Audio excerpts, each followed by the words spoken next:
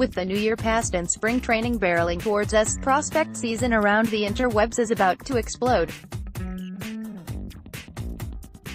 It's been going on some fronts since the start of the offseason, as Baseball America released their Red Sox top prospect list a while ago.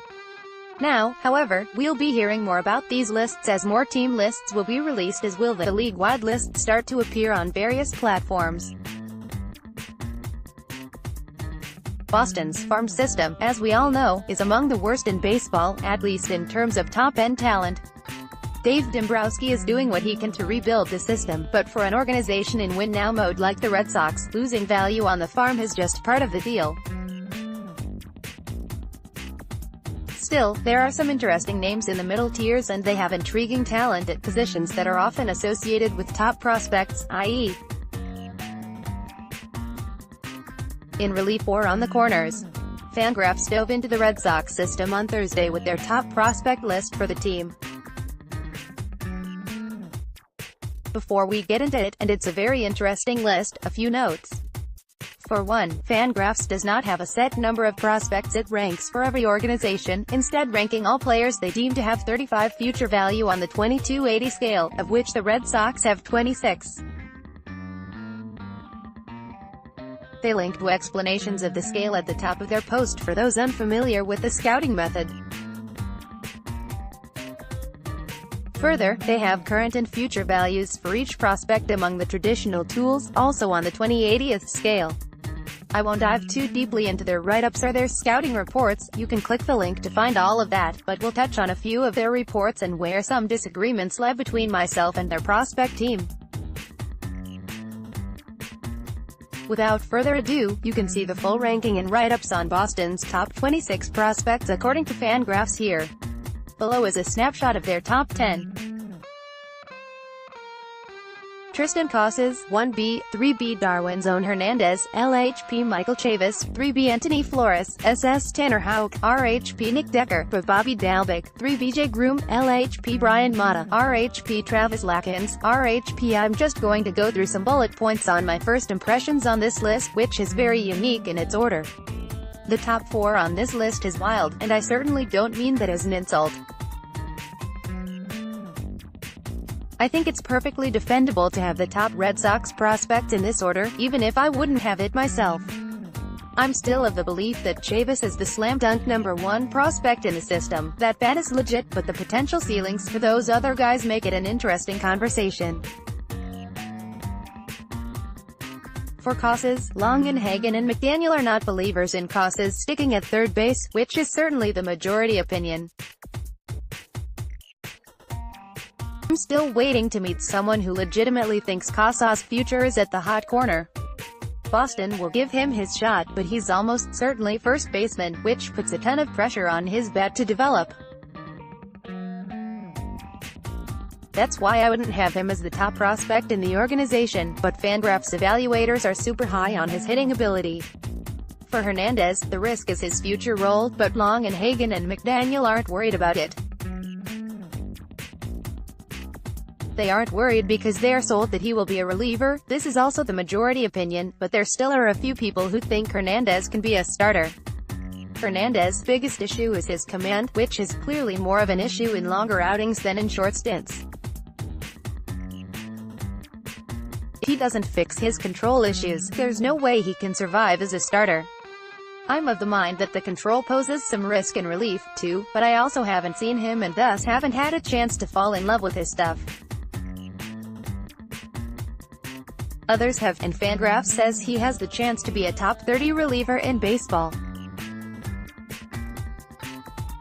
The next surprise came at number 4 with another very young player just getting started in his professional career, Anthony Flores. Flores was a high-profile July 2 signing in 2017, and he's had scouts excited since he entered the organization. The young shortstop has limited professional experience at this point and only just turned 18 in October, but there's a ton of excitement in his all-around ability. He's strong defensively and has a solid profile at the plate, and Longenhagen and McDaniel mention a potential for a first-division regular.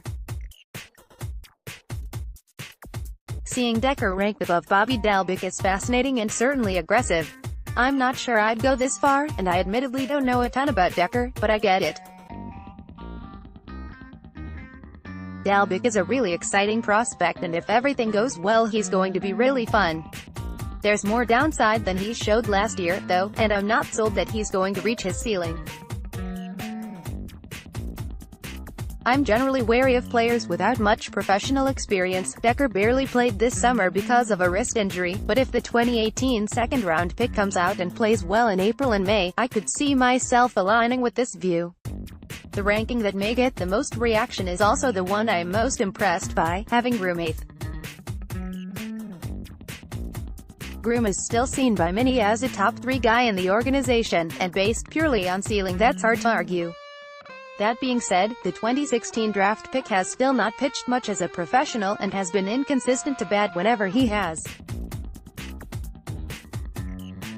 After undergoing Tommy John surgery last year, he could miss most of the 2019 season as well.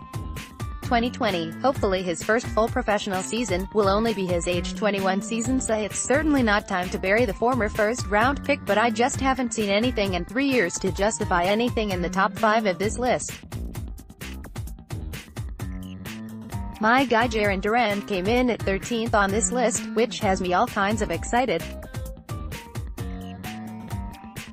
Duran exactly aligns with my favorite kind of player as a speedster who can play up the middle and hits line drives all over the field. The Fangraphs write-up mentions a change in his swing and how other former prospects like Matt Chapman have had success after post-draft swing changes, but I think they may oversell his power increase a bit. Duran had a ton of extra base hits in the low minors, and his contact-speed combination played a role there, but so did poor defenses at those levels. Still, he's going to be a fun player to follow in 2019. Gilberto Jimenez, 15th, is the prospect who is receiving the most helium this offseason, as the 2017 July 2 signing did not receive much press when he first joined the organization. Jimenez signed for just $10,000 that summer, but he's near the top of the class thanks to absurd athleticism. The write-up here calls him a running back that plays baseball, and plus makeup. He's extremely raw, but after winning the organization's Latin American Position Player of the Year in 2018, he's certainly one to watch in 2019. There are 2 positional battles I'm interested on these lists. The first is between right-handed relievers, and Fangraphs had Lakins and Durbin Feltman, 11th back-to-back. Lakins ahead of Feltman is a little surprising, but Lakins is safer with more experience in the high minors, and as Longenhagen and McDaniel point out, his 4-pitch arsenal can be a big advantage in that role. I'd still take Feltman, though. The other is among low-level third basemen, and Fangraphs had a bigger gap here. Brandon Howlett, 14th, was 6 spots ahead of Nicholas Northcutt, 20th, despite the latter being a higher-profile prospect out of this past summer's draft. Howlett opened a lot of eyes with his performance this summer and could be a true breakout in 2019. How the team splits time between the two in the coming season is going to be something to watch in 2019.